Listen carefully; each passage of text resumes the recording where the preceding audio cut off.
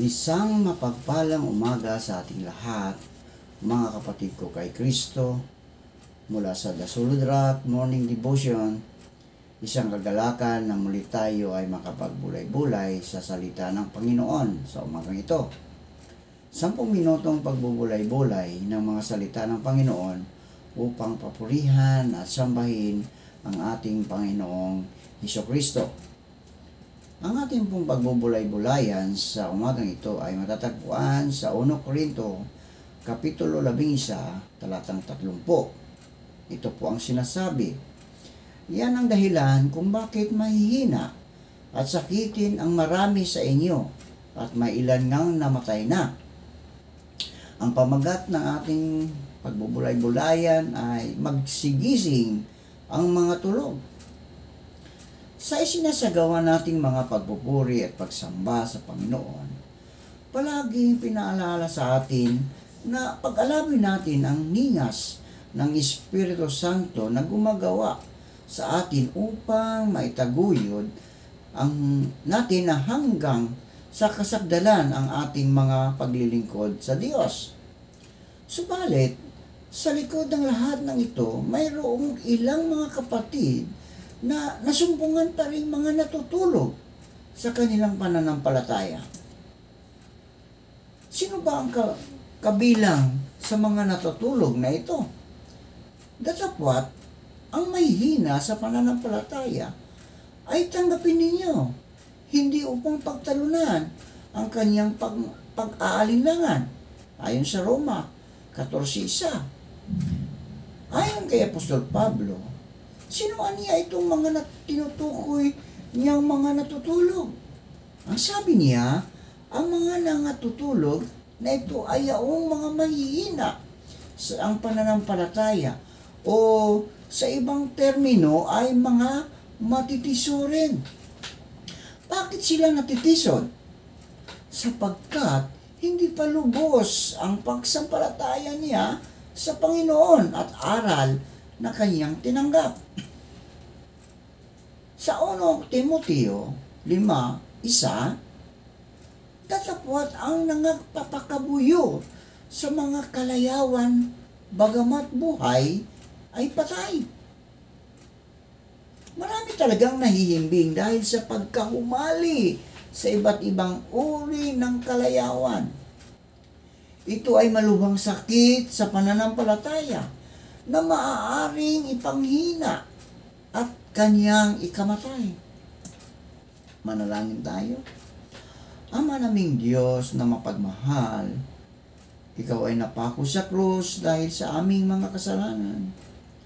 Salamat, Panginoon, sa walang katapusang pag-ibig na inialay mo sa amin. Aming itataas sa inyo ang aming mga kapatid na nangangailangan ng kagalingan dahil sa mga karamdaman. Naway abutin mo sila at ibalik mo ang kanilang mga lakas na nawala dahil sa karamdaman at ito'y inyong pagalingin. Amin ding inilalapit ang aming mga kapatid na driver na naghahanap buhay sa lansangan. Sila'y ingatan mo at proteksyonan mo sa mga masasama. Amin ding itataas sa inyo ang aming mga kapatid na mangingisda na sila ay ingatan mo sa laot ng karagatan tulad ng pag-iingat mo sa iyong mga apostol na naroon sa laot nang sila'y nakaranas ng isang malakas na hangin o bagyo at ito'y iyong pinahinto. Aming itinataas ang aming mga kapatid na mga magsasaka na sila'y iyong ingatan sa kanyang pagsaka upang ang bawat tao ay magkaroon ng pagkain at ang bansa, Panginoon, ay hindi na mag-angkat ng mga pagkain sa ibang bansa. Amin ding inilalapit sa iyo, Panginoon, ang aming mga kapatid na naghahanap ng trabaho, lokal man o abroad. Naway makasumpong sila ng magandang trabaho sa tulong ng iyong banal na Espiritu upang sila ay magkaroon ng hanap buhay. Salamat, Panginoon, sa mga katugunan sa aming mga panalangin. Sa pangalan ni Jesus. Amen. Paano naman natin makikilala yaong mga mahihina ang pananampalataya? Ayon sa pahayag 2:4, ngunit mayroon akong laban sa iyo, na iyong iniwan ang iyong unang pag-ibig. Nanlalamig ang pag-ibig nila sa Diyos. Akala nila'y masigla nilang tinutupad ang kalooban ng Diyos. Pero nakikita naman sa paglabag. Bakit sinabi ng Diyos na nanlalamig ang pag-ibig nila? Ito bunga ng kanilang pagkilos na sumisentro lamang sa pagbibigay daan sa kasiyahan at kapurihan ng tao. Nakakasiguro ba tayo na bukod tangi sa lahat ay iniibig natin ang Diyos kaysa tao? Baka iba na ang pinangangaralan natin. Ang mga tunay na lingkod ng Diyos ay nag-uukol sa pagsunod ng walang pasubali, tanging sa Kanya lamang. Kaya't alalahanin mo kung saan ka nahulog at magsisi ka at gawin mo ang iyong mga unang gawa, o kung hindi ay paririyan ako sa iyo at aalisin ko ang iyong kandilero sa kanyang kinalalagyan, maliban na magsisi ka. Pahayag 2:5. Kaya kung ayaw nating alisin ng Diyos ang liwanag na mayroon sa atin, dapat nating taglayin ang tunay at malinis na pananampalataya. Paano natin gagawin yon? Malinaw ang pahayag ng salita ng Diyos. Dapat nating pagsisihan ang ating mga pagsalangsang sa Kanya at talikuran ang ating maling pamamaraan na paglilingkod. Kaya naman, gumising tayo at huwag maging bulag-bulagan.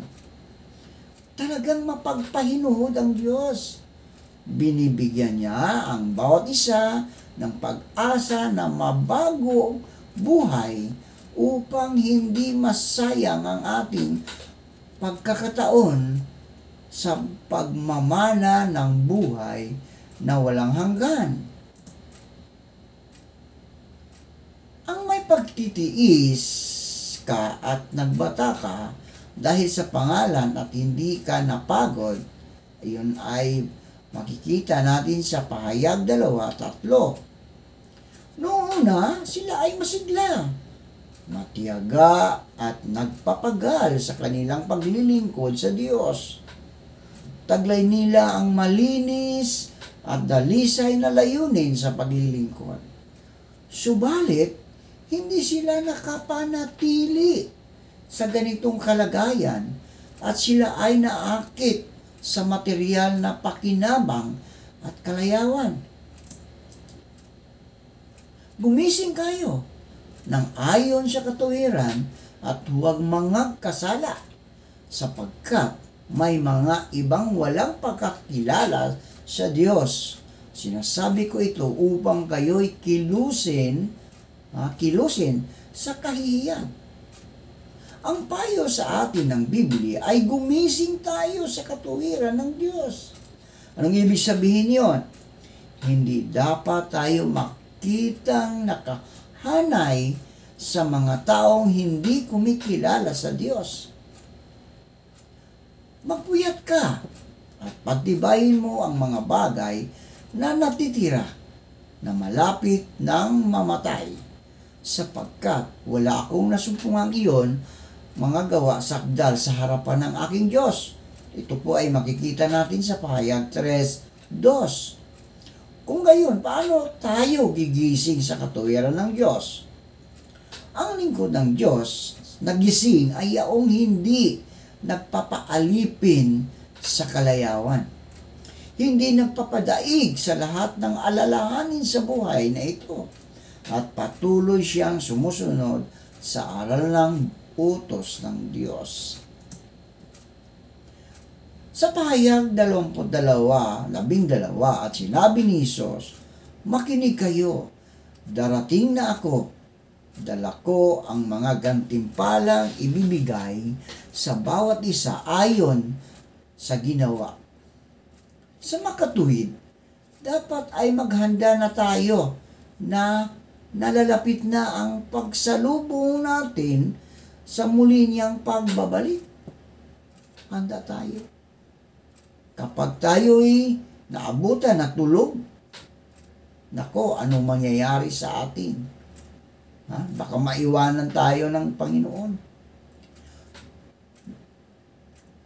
Upang tayo ay maging karapat-dapat na magtamo ng buhay na walang hanggan, ay magsigising tayo mula sa pagkakatulog upang ihanda ang ating mga sarili at tanggapin ang ating gantimpala. Manalangin tayo. Panginoong Hesus, tulad ng mga alagad mo, nagpapasalamat po kami sa iyong pagtitiwala at pagtawag sa amin para maglingkod sa iyo. Kahit hindi kami karapat-dapat, makakaasa po kayo na hindi po namin sasayangin ang magandang pagkakataon na ibinigay mo sa amin. Amen.